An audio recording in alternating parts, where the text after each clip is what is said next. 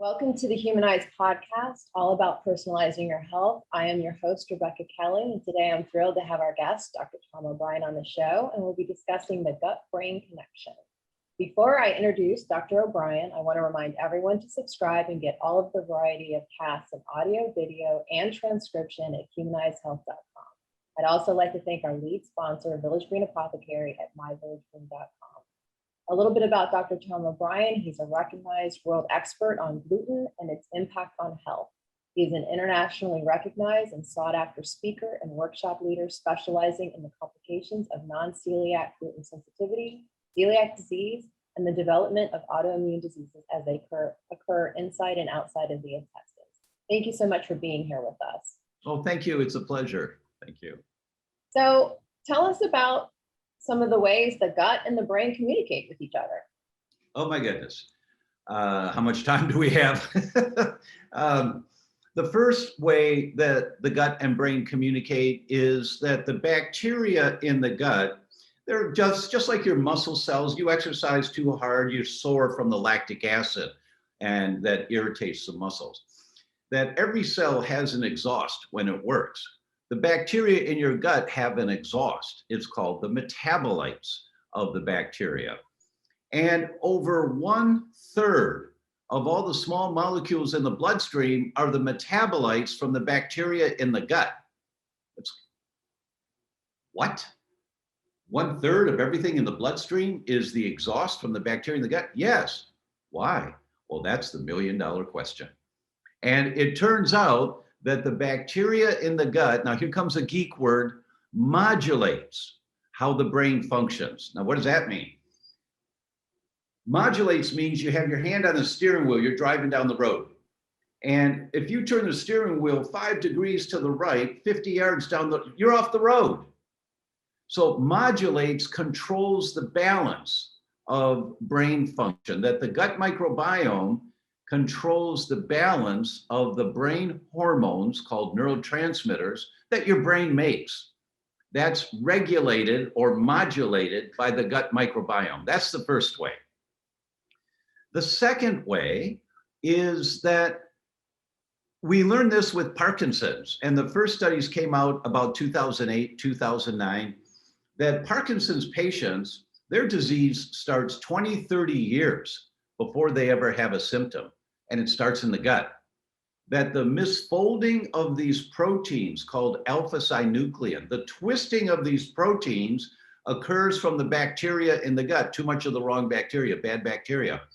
And this misfolded protein goes right through the walls of the gut into the tissue inside, and they grab onto the nerves in the gut, and they creep up the nerves, neuron by neuron, like the itsy bitsy spider went up the water spout.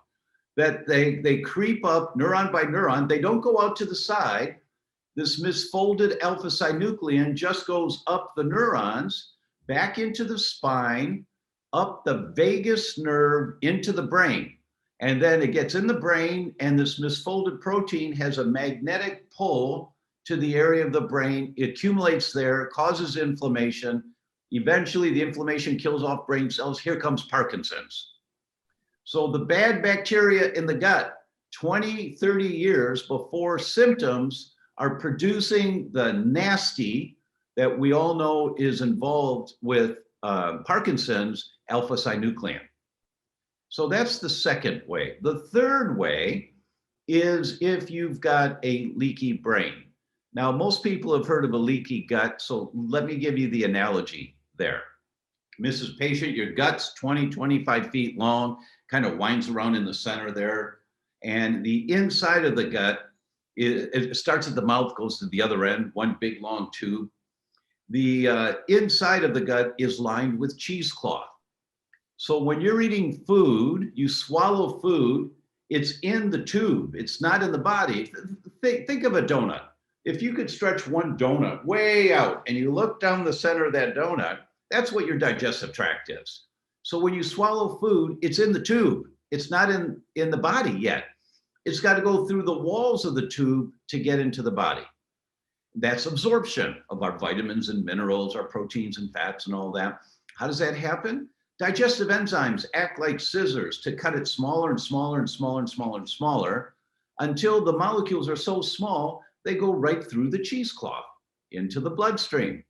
But when you get tears in the cheesecloth, now you get bigger molecules getting through the tear before that food's been broken down small enough to get through the cheesecloth.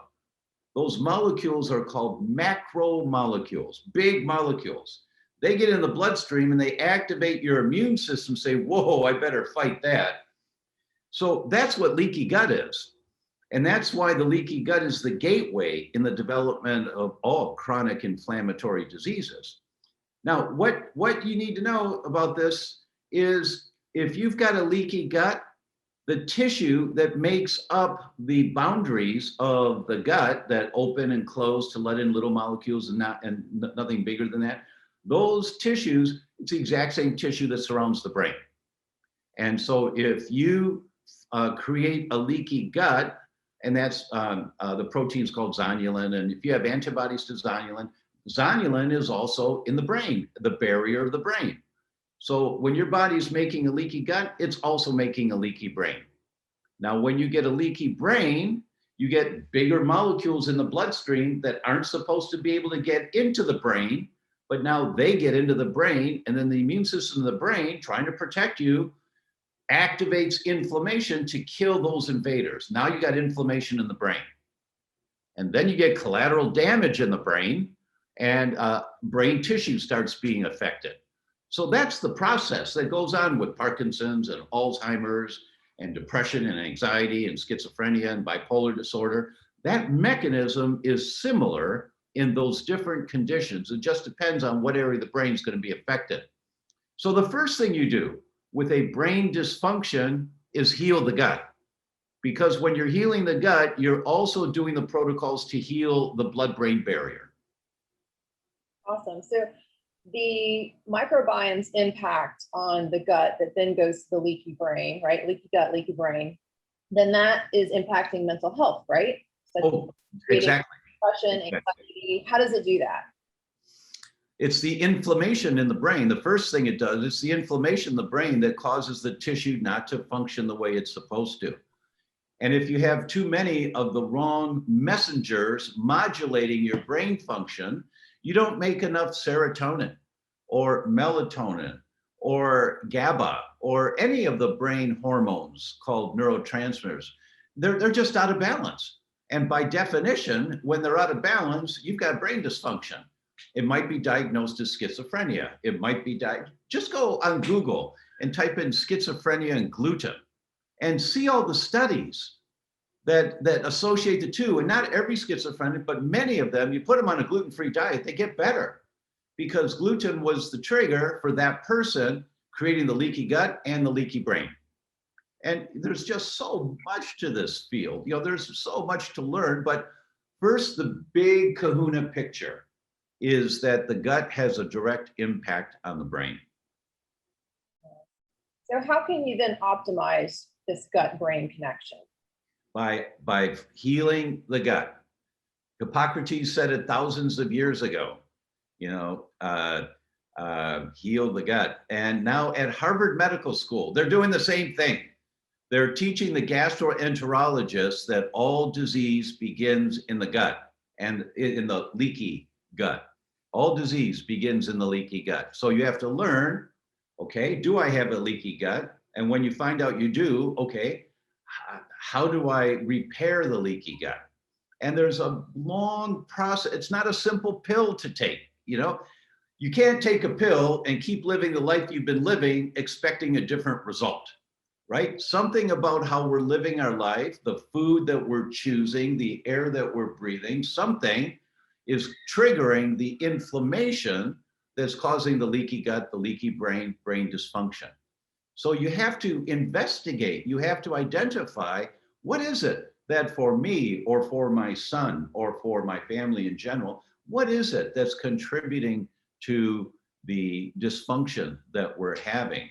And you, oh my God, really? Mold? Yeah, my mold test came back positive. My husband's mold test came back positive, but we don't have any mold. Yes, you do. Did your basement ever flood? Well, yeah, that was 3-4 years ago. Yeah. And the drywall in the basement got wet, and the backside of the drywall that you can't see grew mold. And so you're breathing mold. And those are the types of things you have to investigate for. Are there food sensitivities? Are there environmental sensitivities? Is there too much? My son got really sick when he was 8 years old. And as we were trying to figure out, why is he so tired? Why is he so anemic? What's going on here? He had elevated antibodies to fibrinogen. That is really rare. And fibrinogen is a good thing. But he had elevated antibodies. I said, where'd that come from? My gosh. And so I'm investigating.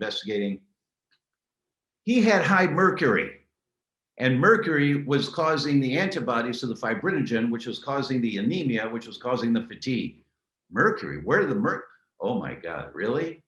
Really? Back then, this was in early 90s, we were just hearing that tuna tends to have mercury in it. Now, all tuna, almost all tuna has mercury in it, unfortunately, but it's true.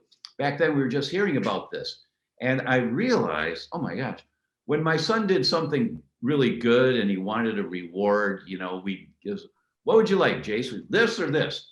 And he always wanted to ride his bicycle up to the corner Subway and get a tuna fish sandwich, a foot-long tuna fish sandwich. So he was getting that maybe once a week or something. I don't know, but it was the tuna fish. They gave him the mercury toxicity. My point is the trigger in the outer world that's creating the inflammation in your body has to be looked for, investigated. That's what you have to do when you're dealing with a brain dysfunction problem. Where is the inflammation coming from? Thanks, Dr. O'Brien. Those are really valuable insights. Dr. Tom O'Brien can be found at www.thedoctor.com. That's THEDR.com. Let me remind you to subscribe and get access to all humanized videos, podcasts, and transcription from all our thought leaders on personalized health at humanizedhealth.com.